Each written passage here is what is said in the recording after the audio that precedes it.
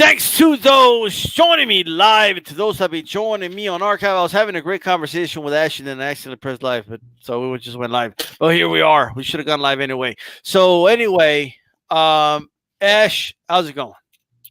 It's going good, man. Just trying to keep up with all the current issues in the world today. You got politics, you got the Astros, you got boxing. It's a bunch of shit, man.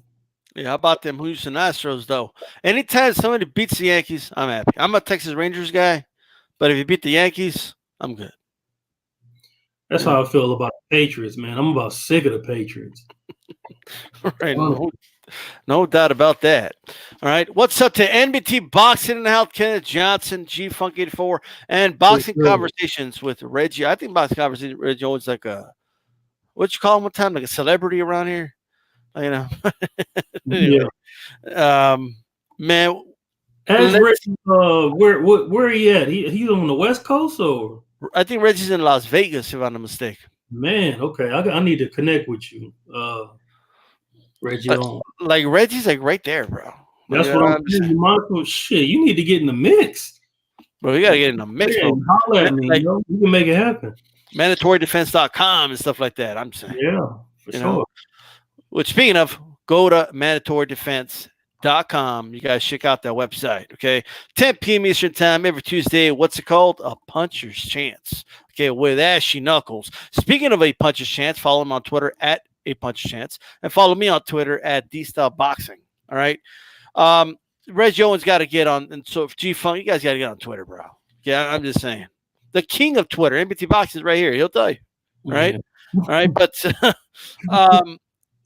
yeah. Make sure you guys throw a jab at the like button.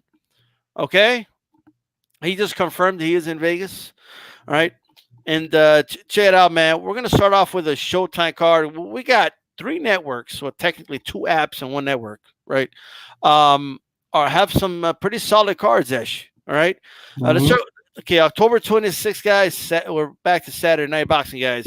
Showtime, super welterweight. We got Erickson Lubin versus Nathaniel Gallimore.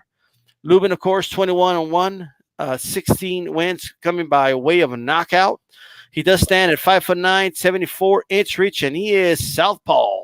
His nickname is the Hammer. Of course, we got Nate the Great Gallimore at 5'11", 73-inch reach. He's 21-3-1, 17 KO, 68% KO ratio, pretty solid for that division. All right, and he did have that loss to Williams in majority decision loss. And, of course, everyone knows about Lubin getting knocked out, smooth out, okay, by Jermell Charlo, right? So what do you think of this fight, Ashy? Okay, and Gallimore is orthodox, by the way. Is that southpaw position going to play a role in this fight? And can Gallimore close that distance and make this a phone booth fight like he wants to make it? I think the southpaw stance can play a big part in the fight. I mean, at the end of the day, southpaws don't grow on trees. You know, you just can't walk into a gym and be like, I want to spar southpaws. You know, some gyms have them, most don't. You know what I'm saying? When you're looking for good southpaw sparring, you usually have to fly them in. But when you are the guy that is the lefty and you're a damn good fighter, you're a threat. Because in my opinion, good southpaw fighters rule boxing. In my opinion, you know what I'm saying? So I think he's going to bring a lot to the table. He's only lost once, and it was hard to really gauge where he was at when he was fighting against Mel because he got hit with a shot, and that ended up being the kill shot. But before then and since then, he's been doing what he's been doing his whole career. I'm talking about Erickson Lubin, and that's just mobbing through the competition. Obviously, when he hits these guys, you know, they cooperate. You know what I'm saying? And I'm not saying that's going to be the thing that happens in the fight with Gallimore, but you know, I just think it'll be pretty competitive. You know, I think Gallimore is not a guy who's going to lay down. He's going to bring it. He's never been stopped before. He's been beaten, and you know, he's been beaten by, you know, Julian Williams and a couple of other guys. Right. He should bring, you know, he should bring a little grit to the table. You know what I'm saying? He's not a guy that's going to be willing to lay down, but that really doesn't matter when you got a guy who can put you down. You know, you don't have to be willing to lay down when you got a guy that got a little thump. So I mean, shit. Since Erickson Lubin's been with Kevin Cunningham, who in my opinion is one of the most underrated coaches in the sport of boxing, you talking about a coach that is taken Devin Alexander and Corey Spinks through the amateurs as amateur champions and then professional to becoming unified champions, both of them. In fact, Corey Spinks being undisputed and Devin being unified at 140 and being a titleist at 147. This guy knows what it takes to get his charge ready for the big fights under the bright lights. So I'm gonna go with Erickson Lubin in this fight. I do think Gallimore is gonna come ready to fight, but in the end, I think we're gonna see Lubin do what he's been doing, and that's just mobbing through guys. Maybe he'll get the rematch with Mel at some point. Definitely. I saw the fight with Ishe Smith earlier, by the way. Just destroyed the guy. Right. Just destroyed him. And I know Ashley doesn't mind seeing Ishe Smith getting destroyed. Anytime I can see him get his ass whooped, it's a great day. But then again, we all know. But then again, man, Jermell is capable of taking anyone out like that. You know what I mean? Like I wonder if that would happen again. And if it did, I don't think it would happen that early. You know, I mean, you never know. But got hit with inexperience at the highest level. That's all. Yeah. I mean, yeah. But I don't know. Well, that was something. But check it out, man. Lubin is really good, by the way. The last fight I saw of him live, I was calling a blow by blow, and one thing that stood out, man, he's really good at gauging distance, man, and he's really good at cutting off the ring. My thing is, he's not gonna have to look for Gallimore. Like, he'll be right there. He's like, I'm here, and let's make this a phone booth brawl, and that's what he wants. I think Lubin needs to keep this at mid range, and I think that's where he's gonna, win this fight. And back to your point about finding sparring partners. Not only is it hard to find a southpaw, but to find a southpaw that fights as good as your opponent at this level is hard. Right. So that's where Lubin has the advantage, because you don't have a hard time finding dudes that come right at you. You know what I mean? Like if you want to do the spar that's going to be in the phone booth, and so you kind of gauge that, you're not going to have a problem there at all. I got Lubin winning this fight by decision. I don't think he'll stop Gallimore, but that's what I got. I don't know if Nate the Great will be winning this fight. I think the hammer takes it. What do you think, Ash? Yeah, I definitely think Lubin is going to win. It's a possibility. I mean, you hit a guy with the right shot and the right timing, he's going to go down. And I think he's coming off a few knockout victories. Lubin, right. I think he's coming off like 3 straight since his loss. Yeah. And he had a few before that. So he obviously got stones in his hands. You know what I'm saying? And that little squat that he does when he's closing the distance, man, he does that. I got a chance to see him do that shit live when he fought on Jamal's undercard in Houston. Okay. And he did that little squat before he hit the guy. He ended up stopping him too. So we'll see. Hopefully it's a great fight, man. If he stays upright and goes the distance, then we may be in for a real good fight. Look, I don't know a lot of trainers. I'll tell guys, hey, we're going to work on the squat, and they're going to come back. Like, you know what I mean? But when guys could do things you're not supposed to do and get away with it, man, that throw fighters off. You know what I mean? Because I don't know how you just got it frustrates fighters when you're doing things you're not supposed to do and you're getting away with it. They can't catch you. That's right. Absolutely, I agree with G Funk. Make sure we get those likes up. By the way, you're tuning into a puncher's chance, and you're right. A puncher's chance is not just about punching a guy, knocking him out. It's about a punch that could turn the fight around, and that could definitely happen in this fight. I think it's a close fight. I would give Gallimore about a 20% chance of winning, but that's pretty solid. We will see. Okay. He got a little. He don't have bad power himself. You know what I'm saying? Yeah, But he doesn't. 21 fights, 17 KOs, 68% KO ratio. yeah. That's pretty good for that weight class. You know what I mean? Mhm. Which we're going to talk about KO ratios in a little bit about somebody that everyone says a big puncher. We'll see about that. All right. Mhm. But Showtime still Robert Easter. All right. This is a lightweight 21-1. We know that one loss is from the Mikey Garcia fight. 14 knockouts. He does have a 60% KO ratio, even though people say he's not a big puncher, but he sure has a ratio to show it. And then Adrian Granados is 20-7 with 14 KOs. He does have one KO loss on his record that was to Danny Garcia. Look, as far as height goes, Easter's taller. We know that he's tall. He's 5'11". That's very tall for lightweight. Granados is 5'9". Easter has a 76-inch reach. Granados has a 74-inch reach. So not only is he doesn't have the reach and he's not as tall. So we know Easter wants to keep this fight on the outside. What do you think of this fight, Ashy? All right. And why does Easter's KO ratio look higher than what people say it is? Because they talk like this guy has no power.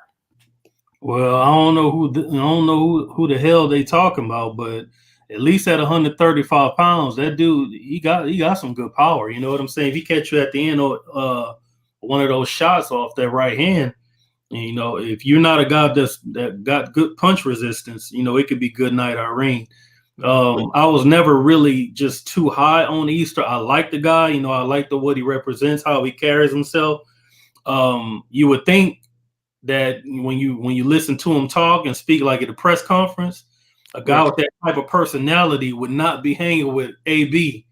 You know what I'm saying? They're two totally different people, but they grew up together. But in terms of the boxing skills, man, I think he got holes in his game. Even though he's a good fighter and he has good power, and he obviously uses his dimensions over his opponents, his height and his reach. He can be hit. You know what I'm saying? He takes a good shot because Mikey hit him with some good shots, and he never went anywhere. And Mikey is a legit puncher, especially around the lower weights. He'll put your ass out. And Robert Easter went nowhere. But in the fight with Granados, it's not going to be a tactical fight like it was against Mikey. Mikey being a cerebral fighter, being intelligent, decoding your weaknesses, and going for the kill, setting you up for big shots and countering wherever, he see deficiencies defensively. Granados is not like that. Granados is coming at you. He's bigger than you. He's going to put that pressure on you, and pressure bursts pipes. And Robert Easter is going to want to use distance, and Granados is the type of guy that's going to try to take that distance away from him and keep the fight in close. And he's strong and durable at 140 pounds. He's a tough out. You know what I'm saying? Adrian Broner found out the hard way. He managed to escape with a split decision victory. Sean Porter, he fought against him. I didn't see it 117, 111, but he managed to get a victory. But, he was stronger than he was stronger than Adrian Granados, but that fight took place at welterweight. This fight is going to be at 40, where Granados is saturated. I mean, this is his weight. I mean, this is the weight where he dethroned the undefeated Amir Imam, who can punch way harder than anything Robert Easter can punch. You know what I'm saying?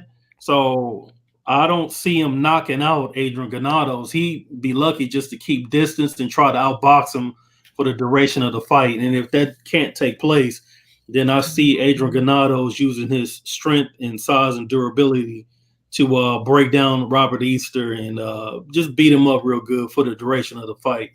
I don't see a knockout, but I see Granados winning this fight. I would like to see Robert Easter move on and do great things at 140 pounds and enter into the mix with Prograis doing this thing and Ramirez and all those fighters, because 140 is becoming a very hot. Well, it is a hot division. It's a lot of talent, and even the guys that are coming up in the division are talented, like Darwin Price, and So I would have liked to see him. I still would like to see him in that mix. So it'd be better for him if he won. But this is the fight game, and the ring sorts out the facts. It don't matter what you like. Whoever comes hungrier with the better game plan and in the best shape is going to win the fight. And I think that's going to be Granados looking for some get back. He took a loss to Danny and got knocked out. He got stopped, really. I think they counted it a KO, but I believe he was just stopped. I mean, what really is the difference? Oh, you got beat. But Danny is a legit puncher. To these fighters, it matters actually. Like I was in KO. They stopped the fight. Yeah. Well, he lost. He lost because Danny's power made him wilt before 10 seconds was over with. So let me put it like that. But that's no. I mean, it's not the end of the world losing to Danny by getting caught up one of them big shots at a weight that you didn't. You need time to acclimate yourself to welterweight. I don't give a damn what nobody say. You know what I'm saying? That's a hump going from 40 to 47, and think you're going to compete with the top guys at that weight. But anyway, that's neither here or there. I got Granados. I'm gonna go with Easter. I got Easter win this fight. All right. I know Mr. Doc was not impressed with Easter's last performance against Bartholomew. Okay, I agree that was probably not the best fight to watch. Okay. Shout out to everybody. We will get to the Prograis Tater fight. I know that's the fight you guys want to get to. Calm down. All right. But I think he's just going to win, man. I think he's going to keep it on the outside. Look, Adrian Granado, I will say, of his 7 losses, at least half of those were from short training camps. He wasn't very prepared. You know what I mean? Mm-hmm. It took him a while to really have a full training camp and fight somebody. And we saw him, even in losses, perform pretty good under those circumstances. But he is moving down. I do believe he'll be stronger at this weight. And I believe that this will be a good fight. All right, but I think Robert East is going to keep him at distance, and I'll box him. I don't think it's going to be the barn burn people are probably expecting here. I see a decision for Robert Easter in this fight. Okay, but we'll see. He need that victory. He need it, and don't listen to the boos. Don't listen to the criticisms. Just do what you got to do. What you do.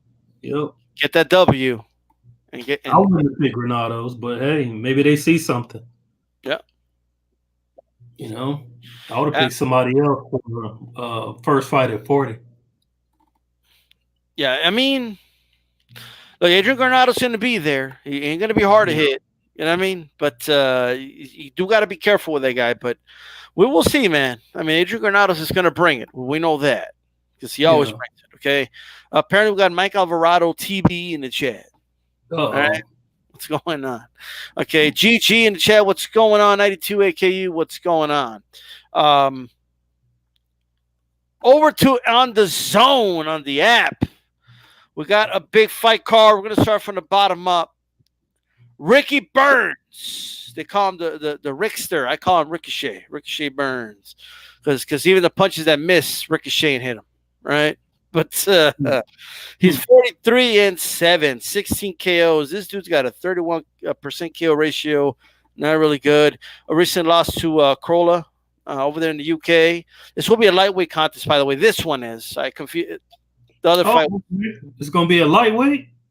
From what I saw, yeah. Okay. I mean, this is what the information that I saw. Lightweight bout. Ricky Burns against Lee Shelby. Now, Lee Shelby, I'm sorry, 27-2, 31 KO ratio. They call him Lightning. Okay. Only a 1-inch difference in height. 5'10" for Burns, 5'9" for Shelby. 1-inch advantage in the reach for Ricky Burns was 70 inches. Now, we do know Lee Shelby lost to Josh Warrington, and he also had an early loss on his record. There was a headbutt in that Warrington fight that could or could not have made a difference. I don't know, but he definitely got beat in that fight. When I see Shelby, I like his 3-punch combination. Sometimes he starts it. The only thing I don't like about he has this combination that he starts with an uppercut, right? And then he throws a hook and then he tries to come back with the right hand. I'm not a fan, actually, of starting combinations with uppercuts. Absolutely, yeah. I'm not a fan of leading with uppercuts at all. Absolutely. I've seen Lee Shelby do this a lot. And although I'm favoring him in this fight, Ricky Burns, he is a veteran at this point. He can exploit that. Yeah. So what do you think of that, of this fight? And can somebody, just for confirmation's sake, get a fact check on the weight of this fight? Where's AJ 10 now when you need him? Right. But anyway, Ashley, how do you see this fight going? I'm in agreement. Leading with an uppercut is just bad news. Uppercut's one of the most dangerous punches in the sport of boxing. It's dangerous for the guy receiving it. It's dangerous for the guy throwing it. If you throw it when the opportunity doesn't present itself, because it's the easiest punch to counter. You can counter from either side. You know what I'm saying? And you definitely don't want to throw an uppercut from far, because you just asking to get knocked the fuck out, to be honest. And Ricky Burns is not a guy that won't pick up on stuff like that. In fact, I remember when he fought Terrence Crawford, which was a coming out party for Terrence Crawford, but Terrence Crawford in that fight had to make an adjustment. So it's not like he cannot fight. He can throw down a little bit, and he does have the experience. And I love the way he protects himself with the high guard. You don't have to look for him, but once you get in close, it's kind of hard to really land those shots, because that guard protects that face and that midsection quite well. He doesn't have the biggest power out there, but he is a decent fighter. He is a former champion, I believe, two-time champion. I think 30 and 35, if I'm not mistaken. And it's just another outing for him. And Lee Selby, I saw that fight against Josh Warrington. That was a great fight, in fact. And he's coming to the fight. Burns is a little bit older. Lee Selby is around 32 years old. He's fought once so far this year, and Ricky Burns, I believe, is going on a year since he's been in the ring. And if he's going back down to 135 pounds, I'm not so sure about that. I'm not so sure about how much of a good look that is, because it's a reason why he moved up in weight and start campaigning at 140 pounds. He did fight against Indalgo, which went the distance. He had a lot of fights at 140 pounds. So I'm thinking it's at 140, but if it's at 135, I probably have to favor Selby.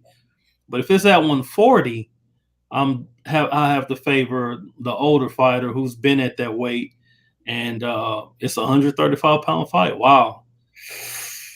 I mean, believe me, I was surprised too. I checked, and I was like, I can't believe this. I'm not even sure if he can.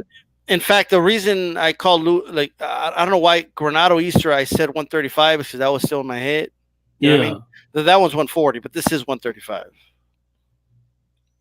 I don't know, man. I think, man, I don't know. Maybe I don't know, man. I want to favor Ricky Burns, because I just think, even though he's there, he presents some difficulties for guys. You know what I'm saying? Right. And he can make it difficult in there if you don't have no special effects to your game.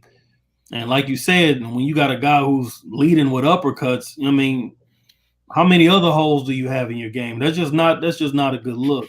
Maybe the uppercut will work against Burns, because he does, duck his head down sometimes, and a lot of guys who perform like that, who do that in the ring, don't see that punch coming. But I gotta believe that his chief seconds and his team have saw the tape on Selby. We know what we're getting. You know what I'm saying? I think they know what he brings to the table, and he knows how to prepare for it.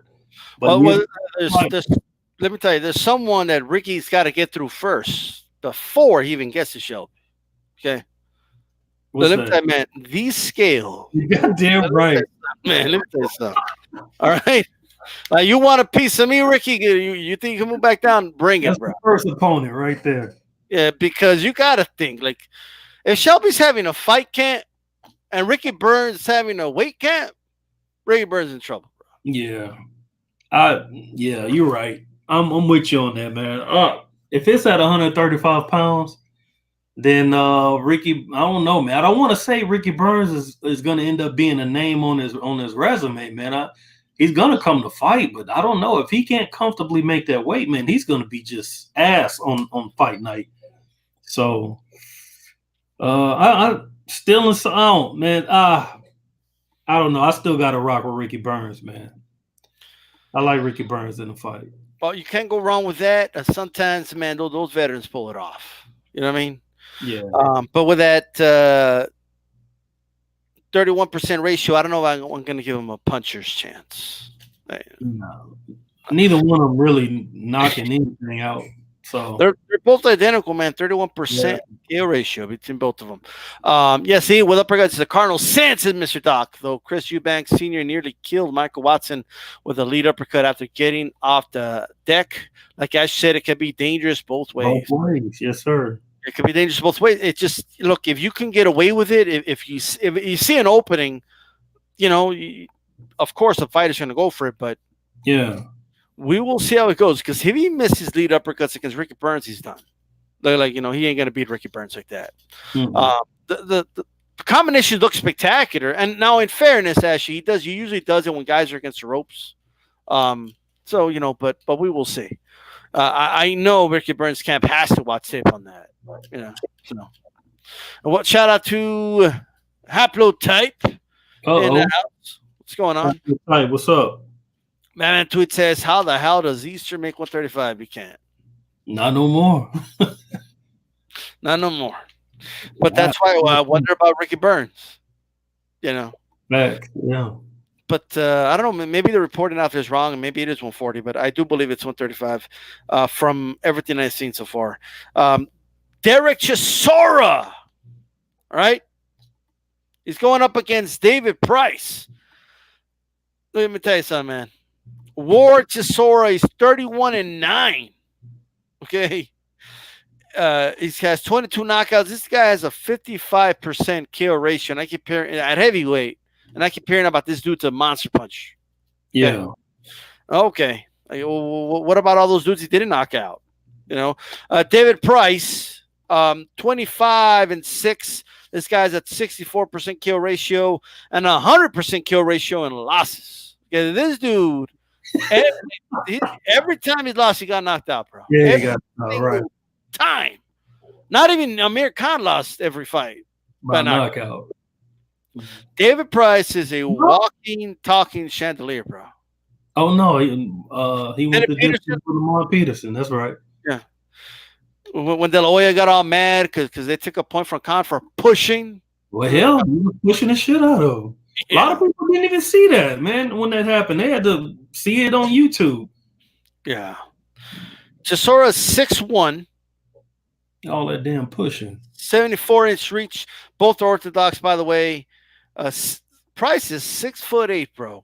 Yeah. 82-inch reach. And dude he don't know how to use his reach for shit. At all. Yeah. All right. David Price, I remember when this guy was undefeated. Oh, this guy's the next Vladimir Klitschko. Oh, you know how it goes. Yeah. Okay.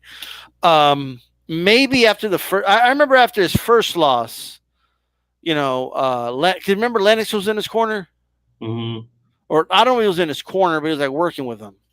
And, Lennox was, it's okay. We all lose fights. And okay, Lennox. 6 fights later, dude's still getting knocked out. This is Liverpool. Let me say this, bro.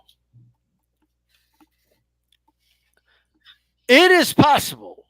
I am giving the puncher's chance of the week to David Price. Yeah. Yeah. He got a puncher's chance. Hell yeah. Now, do I think it's going to win? Probably not, but he has a puncher's chance. Yeah. Like if this, I haven't seen the gambling websites, but if David Price is anywhere near like 10-1 or something like that, bet. That's all I'll say about that. Bet the fight. Because this dude, somebody's getting knocked out, in this fight, in my opinion. Yeah. Because even though Chisora's not the monster punch people are making him out to be, he is knocking guys like Price out. So, yeah. What do you think of this fight, Ashley? How do you think this plays out? And do you think it goes past? Do you think it goes? I was about to say, I actually think it can end early. Wasn't David Price is a late substitute, Mm. because Chisora was supposed to fight Parker, right? Yes. Joseph Parker. Okay. Joseph Peter Parker got bit by a spider. Right, that's right. Got bit by a spider. So David Price, I'm not even sure how good a camp he has had since coming in as a late substitute, but he's not a guy that uh just grossly out of shape. You know what I'm saying?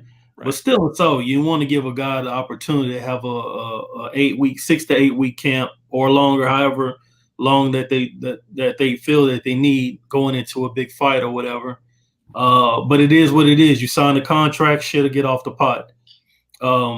Like you said, he's 6'8", 80 some odd inch reach, and has absolutely no idea how to use his dimensions to his benefit. He's not the most defensively sound, and Chisora is a guy that's going to go after him. That's one thing that we know about him. He is going to be looking for the contact. I mean, he went after he went after Fury. I mean, he goes after the guys that he's in the ring with. And I think and I know now I think that David Price, like I said, he does not have the defense that can keep a guy off of him or keep a guy from hitting that target. He don't move his head that well. I mean, he boxes okay, you know what I'm saying? But he's a big guy. So if you get caught right with a good shot, he gonna put your ass down. I mean, he had Povetkin with a hook, and Povetkin start, backpedaling all the way to the ropes, and the ropes held him up. But it was ruled a knockdown. But that wasn't a slip. That was a shot. You know what I'm saying? And his KO ratio, speaks for itself. I mean, this is the plus 200-pound guys. A good shot from anybody over 200 pounds can put you down. And that's Chisora's MO. He's flying high, coming off of the Spavilka, whatever I can't say his shit. Coming off of that knockout victory. And I think if he presses on the gas early, he'll get to David Price and put him down. Because he's going to have I ain't going to say a hard time hitting him or easy time hitting him. I just think he's there to be hit, but you got to do it intelligently. So there is a chance that he goes in there stupid and end up getting clipped himself. But I don't see it. I think, after so many fights, I think how to close the distance on a guy who's upright and get to that chin and make your presence felt. So I'm gonna go Chisora, man. He's a dog in the ring. It's get down or lay down with him. He's not the best fighter in the world, but most people aren't the best fighters in the world. You know what I'm saying? But he does come to do it. And at this division, that's all pretty much I can ask for at this point. Yeah, I got Chisora. If he wins, he's knocking David Price the fuck out. So you don't have to ask me how the fight's gonna end if I pick a Chisora. Dude, just look, man. Price is a walking chandelier with hammers in its hand. You know what I mean? So he could hurt you, but he could get hurt back. Okay. When this dude fights, it's gonna end by knockout. Okay. Yeah. Now, granted, guys, I'm not telling you guys to bet your mortgage or something on Price. No, I'm just saying, if you got like $20 and it's 10-1 odds or better, it's worth the shot. Price can crack, and Chisora's hittable. Like I'm just saying. Yeah. Like, two and two together. Let me tell you something. You guys could come back next week and be like, "We're talking about this style." Chisora's going to feel at least one of those punches from Price. Okay. Mm-hmm. There's going to be a moment where he's either going to catch his attention, he probably even wobble the guy. Okay. He might even try. Remember, even in his losses, didn't he drop Tony Thompson like 2 or 3 times where Thompson got back up and beat him? I believe so. Yeah, I believe Tony. And Tony Thompson wasn't a bad fighter either. Yeah. I mean, at that time, he was all right. People ask, on the next Dwyer. I'm just saying, just throw some money out there, see if it sticks. Okay, Stormy B-Man in the house. Did a show with him yesterday. Make sure you guys check that out. I'll be on the Eye of the Storm with Stormy B-Man on Saturday. Make sure you guys check that out as well. All right, and it's always a good day when Mr. Doc agrees with you. I'm just saying. All right. But with that said, I'm rolling with my official prediction is Chisora, by the way. Okay. Mm-hmm. Now let's get to the fight that everybody's waiting for. Okay. The fight. Look, actually, there's been a lot of great fights this year. Yeah. Yes. But I got to be honest with you. This is the fight I've been looking forward to the most as a hardcore boxing fan. Because I got to tell you, all right, this is as 50-50 of a fight. Tails, heads, guys. This is heads versus tails to me. Okay, in the air type of fight. And that is the World's Super Series. Okay, Super Series final at 140 pounds. By the way, I don't know why, but the WBC Diamond belt and is being recognized by BoxRec for some reason as some sanctioning belt. Wow. Let's not let that ruin this. By the way, by the way, I love the belts though, bro. What's that? I said the fighters love the belts, man. They just do. Even though a lot of them don't mean shit, they love the belts. Okay, look, man, Regis Progress and Josh Taylor, they're just opening up their wallet and giving it to the WBC. That's all they're doing. That's all they're doing. That's it. You just open up your wallet. Here's my credit card. You might as well do that, right? And then the WBA Super Belt is on the line in this fight. Not the regular belt. Not the WBA regular was won by El Azteca apparently a couple weeks ago. Okay, against I forgot the dude's like a Russian. I forgot his name. Right. Barrios won it anyway. But anyway, and then the IBF belt is on the line as well. Okay. Regis Prograis has an opportunity to capture all these belts in this fight, right? But let's go over the dimensions here. It's a 140-pound fight. New Orleans stand up, and of course, he is an adopted son of Houston. Okay, Regis Prograis, 24-0. All right, 20 KOs and 83% KO ratio. That is phenomenal for 140 pounds. Okay, his KO ratio is higher than David Price's, guys. Okay, and Chisora. But he's 5'8", southpaw. They're both southpaw anyway. 67-inch reach. Taylor's 5'10", 69-inch reach. Taylor. The Tartan Tornado, Josh Taylor, 15-0. 12 KOs, 80% KO ratio. They're both up there, man. Their defining wins, in my opinion, Victor Postol for Josh Taylor for sure. And Regis Progress to me is the destruction of Julius Ndongo. Right? Yeah. Big fight. Ash, how do you see it? Is this fight as 50-50 as I'm calling it? Yeah, I think so, man. But, wow, I mean, you got to – I guess you could say it's boxer versus puncher, you know? The only difference is the boxer can punch himself. Josh Taylor, man, like I said before, he's taller, rangier, got really good boxing skills, boxes on the move very well. He can dictate, he can counter, he can do a lot. He can protect himself. I think he leaves his body open a little bit. I think that was the same thing that plagued Luke Campbell. But, you know, not having no defense is worse. But, and, you know, I think he's a cerebral fighter. He's a thinker in there. And he knows how to fight against all the styles. Him being a southpaw, he's been in the ring with a southpaw before. This fight this weekend with Prograis will be two southpaws. Usually when you have two lefties in the ring, it's more awkward than it is for a righty versus lefty. But you got two guys that know what it's like to fight a guy who has their stance. Prograis just fought what's the guy? Flanagan. Flanagan was a southpaw. And I think Ndongo was a southpaw, if I'm not mistaken. And he beat both of those guys. I think he stopped them both, I believe, you know? So you don't have to ask him to make any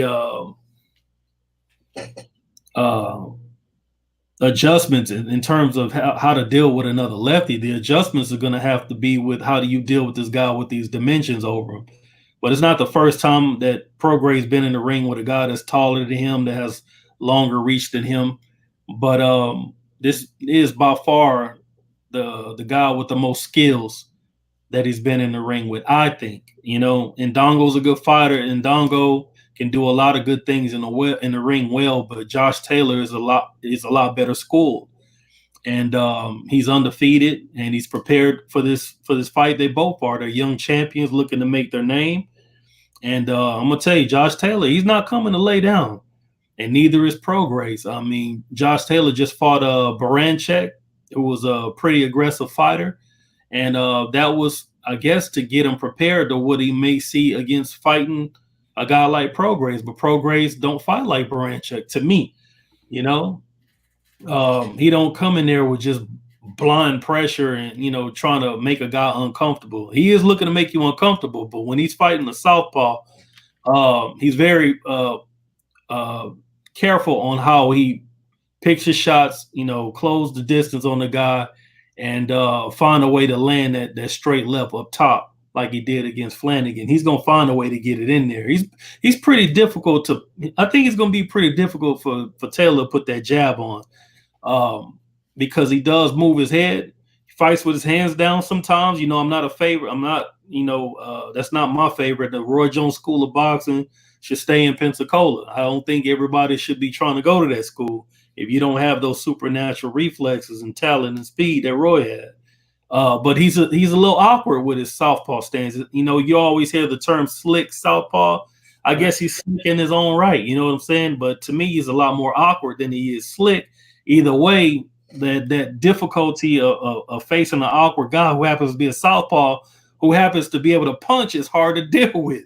So it just really depends on the type of camp that Josh Taylor had, and if he's really prepared for the type of guy he's going to face in Regis Prograis. For Regis, he's been in the ring with guys that's taller than him, rangier than him. And I know from way back in the game when he was an amateur in the boxing gym, I mean, he fought. I mean, he was in the ring with all those guys. You know what I'm saying? They passing the ass whooping around. I mean, he was making a good account of himself, but getting in there with the twins. I said the last time that he was in there with Austin Trout, and he got touched up against Austin Trout, but that was years ago. I think he may have even sparred Centron. Maybe not. I know he was definitely in the gym. I've never seen him. I'm just thinking out loud. I never seen him get in the ring with him, but Centron was in the gym at the same time Regis was in the amateurs. You know what I'm saying? So I think a lot of that seasoning that he was getting, well, I won't say seasoning, but a lot of the experience he was getting early on in his fight career, a lot of it happened when he was just an amateur, kind of like when Shane Mosley was amateur sparring with Chavez, or Zab Judah and Mayweather sparring with Pernell Whitaker. You get a lot of or Roy Jones sparring with what's that old middleweight? Holmes. Oh man, I can't think of the guy's name. Roy sparred with a lot of guys when he was young, when he was an amateur too. So but anyway, it's just like that. You know what I'm saying? It's of that same circumstance. But Josh Taylor looks focused. He thinks he sees something in Regis. Regis looked like he just ready to fight. He's not even looking like he mad or have any aggression. It just looks like business as usual from Regis. You know what I'm saying? And that's the homie down here. I'm gonna have a hard time picking against him, so I'm not gonna do it. But I do think it's not. I'm not gonna say you shouldn't pick Josh Taylor. Maybe if I didn't know Regis, I would pick Josh Taylor based on his dimensions and the fact that he can punch a little bit. You know what I'm saying? But the task is not going to be easy. And I just think it's his time. You know what I'm saying? I think he have a lot more to show, and but he got to be careful, because if he on there making mistakes, Josh is going to beat his fucking ass. So we'll just have to see, man. I got Regis though. That's not a bad pick. Okay, because Regis is the real deal. Regis is going to bring it. But Josh Taylor is the real deal as well. Yeah, right? He is. Like, this fight is a gift for the hardcore boxing fan, right? Like, if you don't support this fight, I don't know what to tell you. I don't know what else. Yes. I mean, this is arguably number one, number two doing what it's all about. All right, fighting the best, fighting the best. Shout out to Best Fight the Best, by the way. Yeah. But that's what fights. That's what boxing should be. That should be the ultimate goal. And this is what these guys are fighting for. And Regis Prograis is going to go to London to fight Josh Taylor, knowing if this fight's too close, I'm not going to get that decision. Right? If this fight's 50-50 or it could have rounds, it could go either way. Guess who's going to get those rounds? So he's going in there. He's got to be going in there thinking. He's got to be confident. He's got to be thinking, I'm going to find a way to clearly win those rounds. Like I'm not going to let them even rob me in this fight. But I got to tell you, man, Josh Taylor, Scotland, by the way, Scotland stand up. Right? You got a great fighter here. Win or lose, this guy's a good fighter, right? He's extremely confident. Both guys are confident, but Josh Taylor, his confidence, it's a little cocky sometimes. Okay? Yeah. But you know, you kind of expect that from fighters, you know, sometimes. Josh Taylor's, he sets up the uppercut very, very well. Right? He has a really good hook. His straight left is pretty good. He does fight front foot heavy, so that pressure's going to be there throughout this fight. I do believe this fight's going to be fought at mid-range, and I do believe this will be a chess match. I do think both guys will be winning rounds. The other guy will make an adjustment because it's going to be that type of fight, right? With an end game at the end. If you ever play chess, you know what I mean. And I think Taylor's going to come out on top because I think it's going to be a seesaw fight that could have gone either way that they're going to give to Josh Taylor. That's why I believe this fight's going to go. But this fight could be so close. Because, look, one of my biggest pet peeves, actually, is people that talk about, you know, just in sports when they say, well, whoever wants it the most is going to win, right? Yeah. Well, everyone wants it, right? Like both fighters want it, right? Yeah. However, when a fight is this close, like if it's those type of fights where they're almost at a stalemate, it is going to come down to this, okay? To not just your mental smarts, but your mental toughness. And even though I'm picking Taylor, the only thing that worries me for him, right, is that I don't know, when Batman Tweet said a little bit ago, if he has that dog in him, right? Like I just, when it comes to, no offense to European fighters, but they seem to fold, right? When someone makes it, you know, an ugly fight. You know, when Vitaly Klitschko was out boxing Lennox Lewis early in that fight, Lennox made it a fight. He said, I'm not boxing no more. I'm going to fight you. I'm going to come at you. I'm going to get in your face. I'm going to make it ugly. All right. And he turned that whole fight around, cut him up, busted him up. You know, so I do think Regis, to a certain degree, has to make this a fight. Okay. He needs to make the fight and take Josh Taylor somewhere he's never been before. The question is, can he pull it off in those 12 rounds? You know, and we just don't know how a rep's going to be. We just don't know. But last thing I'll say about this, Regis, watch for those gloves. Okay, like you better have somebody like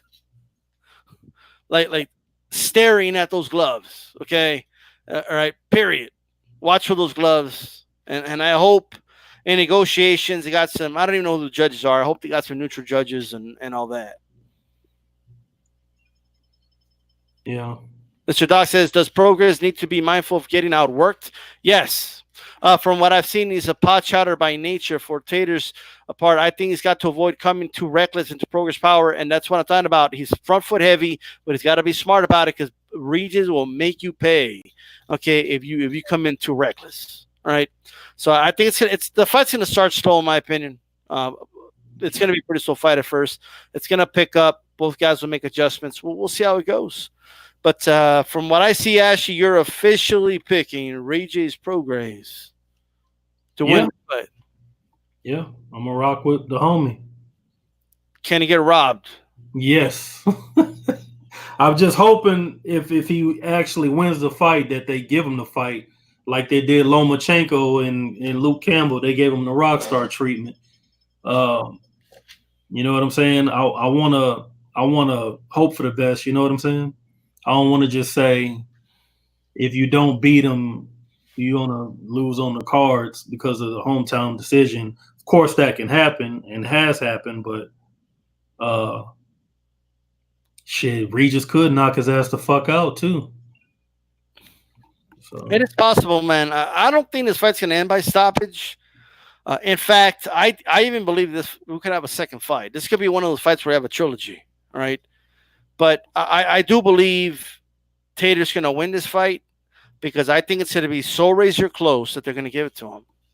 Or like if you believe a fight's gonna be razor close, you gotta go with the hometown guy. If you're just picking a winner, you know what I mean. But I am nervous about Regis getting robbed if he does win the fight. Yeah, it's a possibility. G-Funk84 says, when Prograis becomes aggressive, he leaves himself pretty wide open. I've noticed that about him. Mm-hmm. Well, we will see. G-Funk says he'll do a breakdown on the channel tomorrow about the fight. Make sure you guys check that out. Okay. Last topic I want to talk about here, Ashy. But before we move on to this topic, you have any final thoughts on this Prograis Tater fight? And why do you think fans should watch this fight? My last thoughts on it is if you haven't seen the UK's version of Face Off, check that out, man. Josh Taylor look like he's serious business. You got two young champions unifying. Hopefully the winner fights against Jose Ramirez and we'll have another undisputed champion. And those are pretty much my final thoughts on that.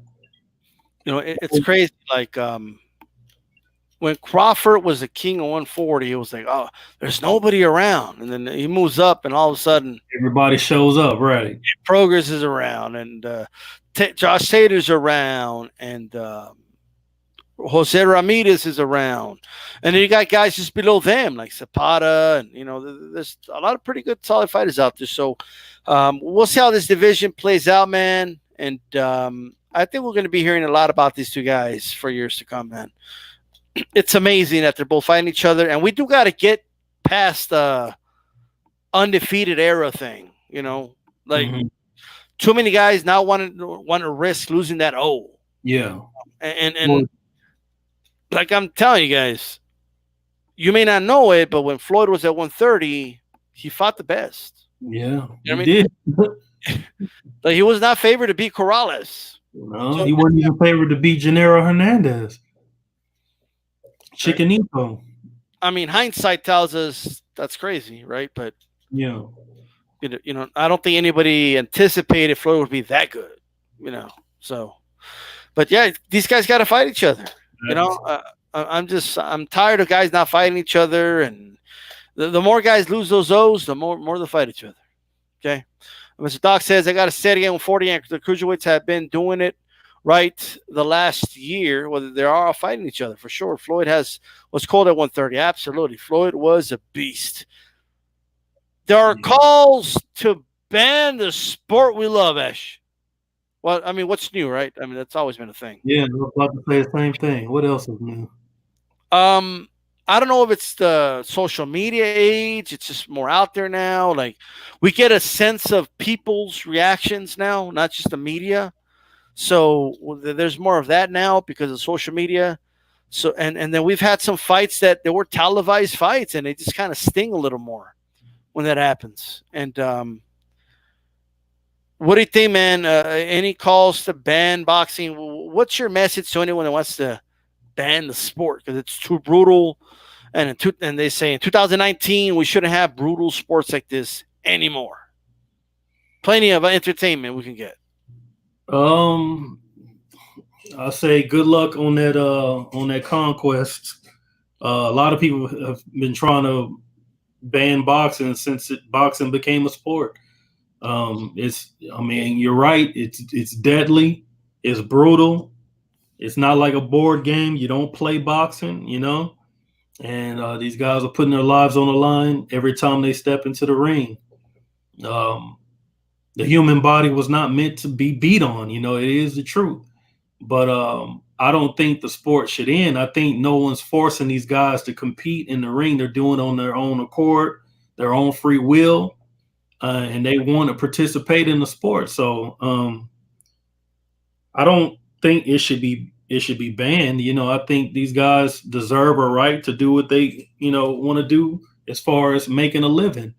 And I think it could be regulated a whole lot better. That's been one of the biggest problems in the sport, is poor regulation.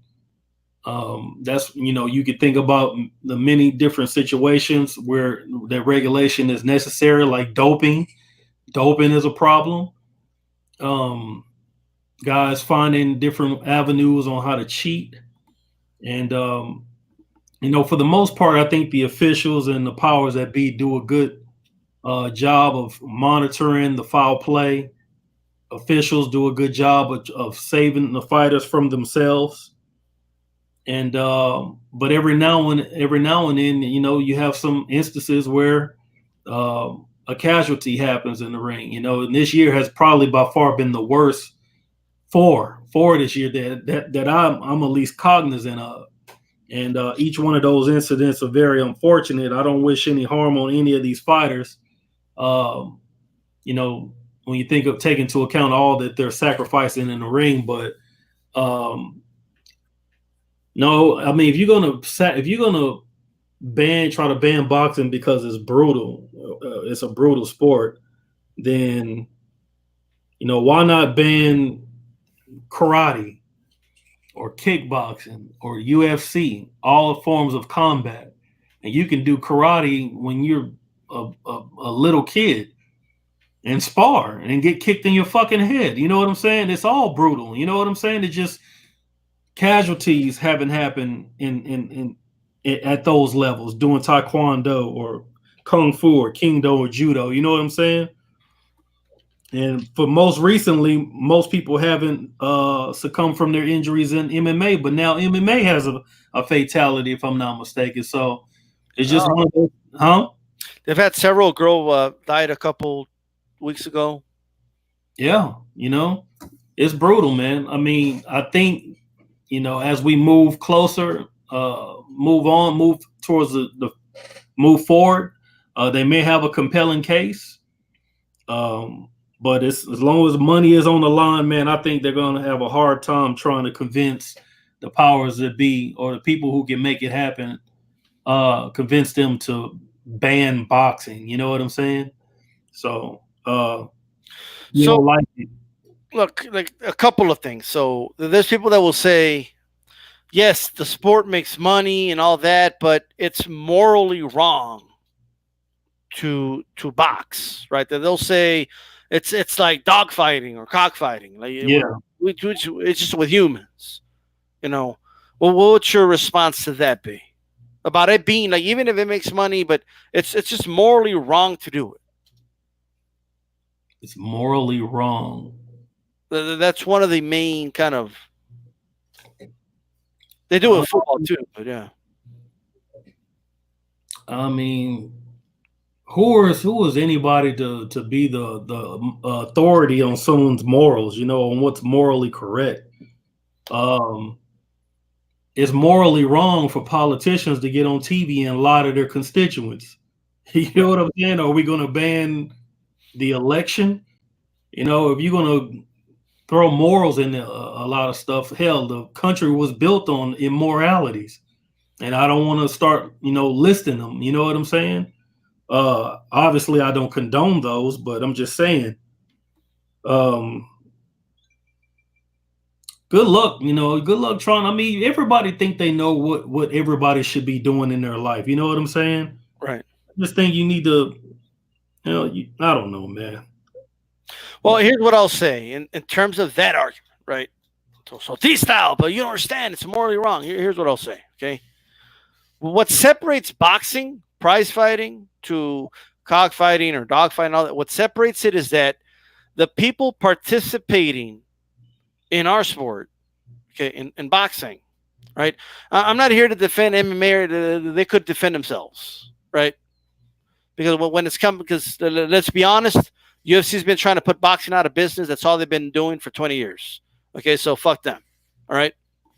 So, but what I'll say is that the boxers are making the decision to participate in the sport. No Right. one is forcing boxers to be boxers. Okay. Like a boxer, any day could say, okay, I'm done. I don't want to do this no more. Right. So that's not an issue to me at all, actually. Okay. I'll also say that while yes, deaths are tragic and we mourn them and they're terrible for the sport, boxing does more good than it does bad by far. Boxing saves more lives than it takes by far. Right? You know what's morally wrong? Taking food out of somebody's table because you decided that they shouldn't be a boxer. Okay? That's morally wrong. What's morally wrong is taking food out of the table of people in third world countries where boxing is their only way out. Yeah. Okay? Because they can't fight their government. They got guns, but they could fight an opponent in front of them. That they could do. All right? So that to me is morally wrong. You know? But who am I to say? You know, but it seems to me everyone wants a Monday morning quarterback, question the sport, and wonder how long can. I remember when a fighter died, actually, and Kevin Iole tweeted out, "I don't know how much longer I can do this." He said, "Like, I mean, I'm not saying be happy about the dude's death, but like, you're shocked that somebody died. Like, we know this could happen. Yeah. You know, It's part of the sport. It's part of the sport. You know what I mean? It's a dangerous sport. And is it fair to say that it's our guilty pleasure? You know, I love the violence of the sport. Yeah. That's what attracts me to the sport. That's right. We tune in to watch somebody get knocked the fuck out.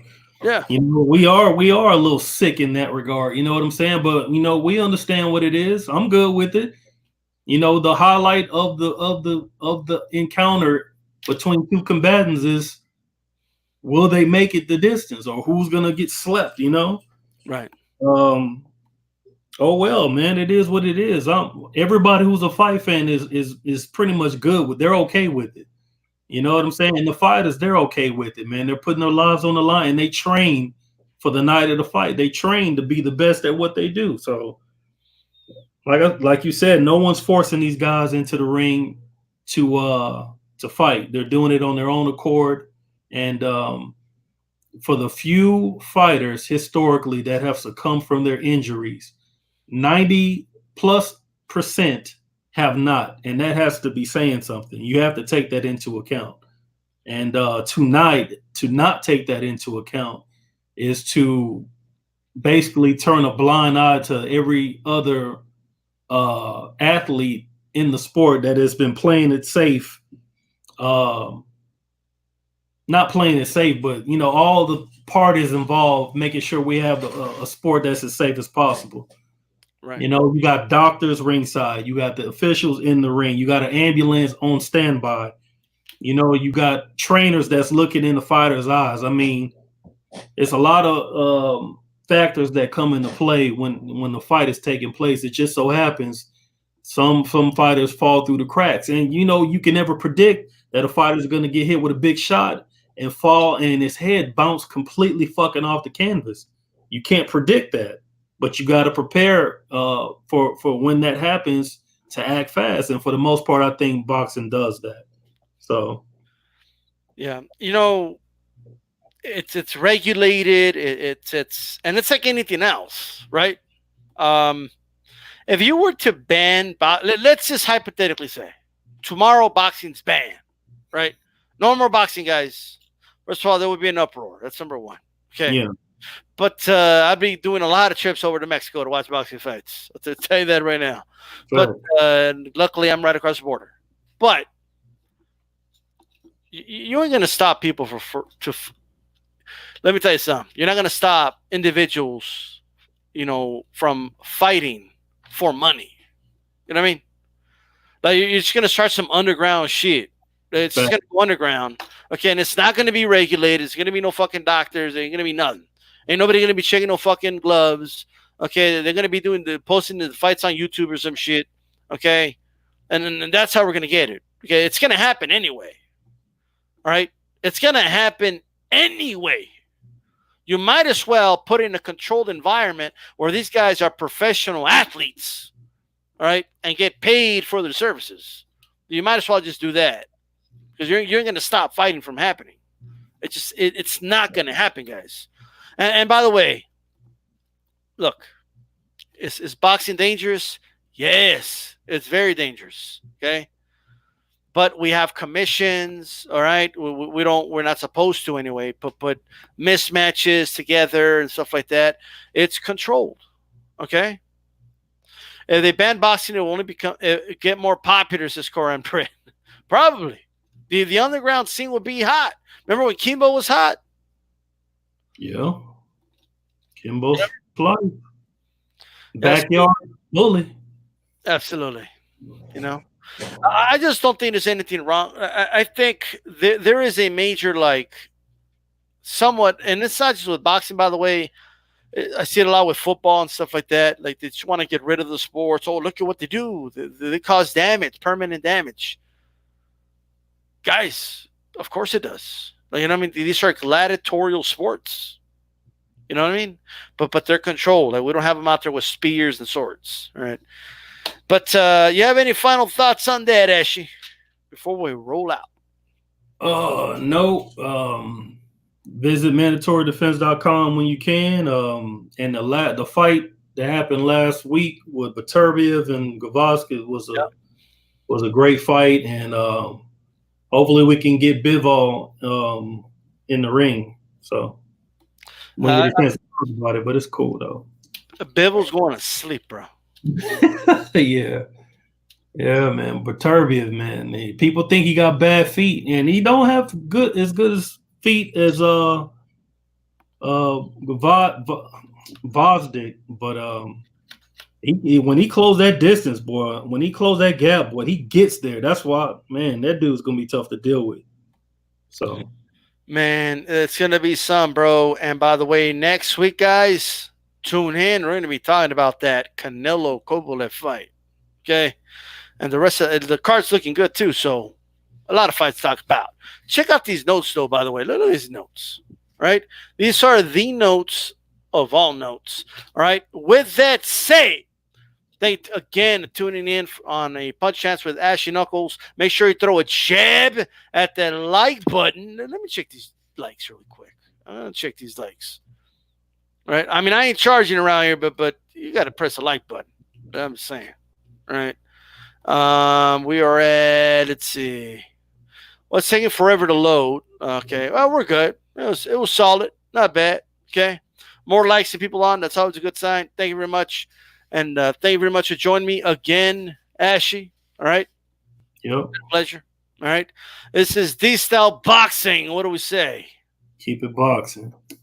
All right. To super chat, by the way, shout out. Ben Medier says, Ashy, what up? This lazy lefty. Oh, man. Yeah. What's going on, bro?